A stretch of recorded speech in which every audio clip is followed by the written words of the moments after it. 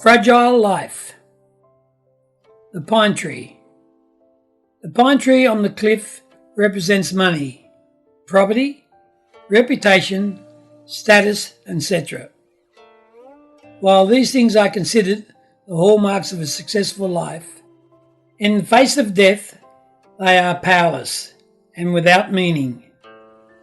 This insight was realized by the illustrious Chinese emperors Qin Shi Huang and Han Gazhu.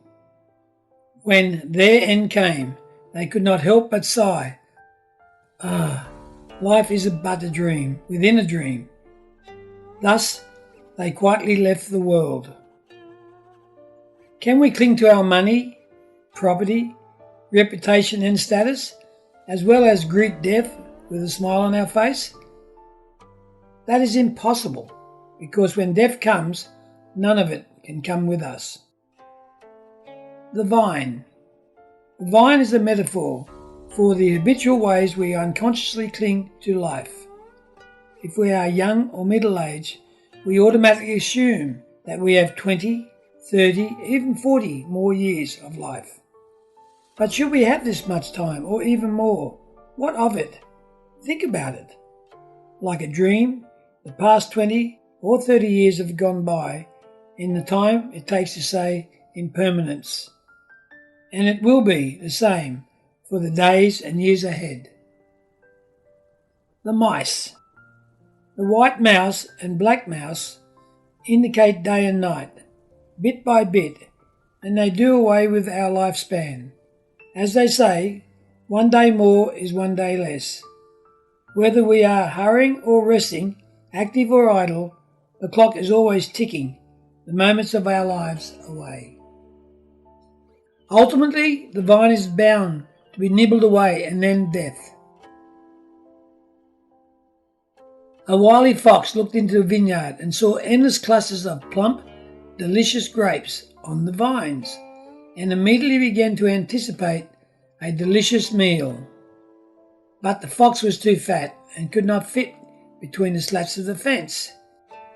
Thus, for 3 days and 3 nights, it neither drank nor ate, so that its body grew thin. At last it was able to enter. The fox stuffed itself with grapes and was perfectly contented, but upon trying to exit the vineyard, was again too fat to get through and the slats of the fence. With no other option for escape, the fox was forced to use the same trick, and for 3 days and 3 nights it neither drank nor ate. As a result, the fox was just as thin and hungry when it left as when it entered. How is this any different from human life? We are born naked and die alone. No one can take with them even an hour's worth of bitterly won property or fame. The true significance of afterlife. In life, everyone is a guess. The interval of 100 years is no more than the passing of a dream. Nothing can be taken with you when you leave this earthly life. With empty hands, you go to meet Yama, the Lord of Death. Like the traveller, we do not see the sea serpents and the deep dark sea until we fall in. It is then that one learns the true significance of the afterlife. Continuing with our parable. The deep dark sea. The sea is a metaphor for the underworld. In the underworld one must bear 80,000 calamities of great torment. This is certainly the true significance of the afterlife. Once in the underworld, one does not emerge again for 80,000 kalpas. And how long after that will it take for one to attain human form once more? The poison serpents. The 3 poison serpents represent our heart's good greed, anger, and ignorance. These 3 serpents are the authors of hell's miseries. As a result of our greed, we have accumulated the evil karma associated with the unethical wealth, sex, and fame, including all thoughts and acts of killing, theft, and improper sexual conduct that we have committed in this past lives. As a result of our anger, we have accumulated the evil karma associated with wishing misfortune upon others, including all thoughts and acts of slander, mental murder, verbal and physical abuse we have committed in this and past lives. As a result of ignorance, we have accumulated the evil karma associated with the resentment of our own misfortune and jealousy over the fortune of others, including all thoughts and acts of gossip and complaining committed in this and past lives. Our heart is a fearful heart. How so? It is because that, deep down, we understand that good causes beget good effects, evil causes beget evil effects, and one's own causes beget one's own effects. Karmic law cannot make even the slightest error. It follows, then, that our own incessant proclivity towards selfishness and evil gives birth to hell, and finally, that is where we will sink. What teaches us the true significance of the afterlife in the Buddha Dharma? Like the traveller, we forget that we will inevitably face the consequences of our karmic evil when this life ends. But instead of facing these consequences, we allow our hearts to be wholly snatched away by the honey. The honey. The honey indicates people's 5 desires: desire for wealth, sexual gratification, fame, food and sleep. Day after day, we incessantly seek the means and conditions to satisfy these 5 desires.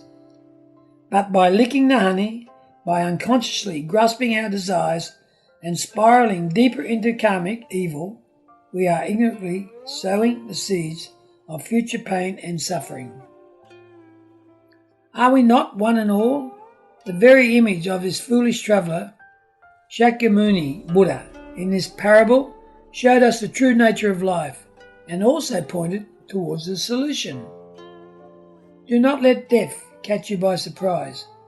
Wake up. Face the fact of your inevitable demise with full awareness. Only when the problem of death is resolved can we truly appreciate the joys of life. Open the door to the Buddha's wisdom. It alone can enlighten us to truth. To receive human form is a rare and precious event. Today we have already received it. To hear the Dharma is likewise rare and precious. Today we have already heard it. If we do not obtain liberation in this present life, when can we expect to obtain it? There was once a hateful person who, at the end of his life, sank into hell. The ruler of hell asked him, "Were you not summoned here by 3 angels?" The hateful person answered, "I have never seen an angel." The ruler of hell said, "You mean you have never seen a wrinkled old person? Did you never stop to think that you too would grow old? And what about the sick person?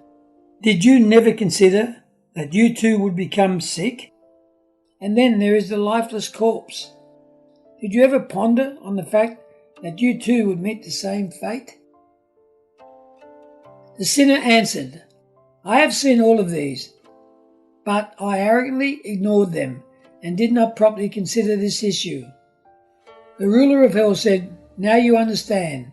In life you were selfish and hateful according to your whim. Now you alone must bear the retribution for these acts, without help or hope of escape." Thus was the wretched sinner led away into hell. Old age, sickness, and death are the most painful experiences of this life, and not even the study of Buddhism will enable us to avoid them. But within this difficulty there is hope. It may seem that old age, sickness, and death are demons lying in wait for us. But from the enlightened perspective of Buddha Shakyamuni, these are in fact our most venerable teachers. Thus did King Yama, Lord of Hell, call them angels. Thank you. Namo Ami 24.